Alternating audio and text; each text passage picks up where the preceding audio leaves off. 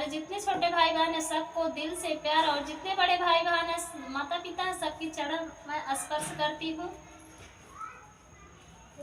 अंगना में झगड़ा मचाए रही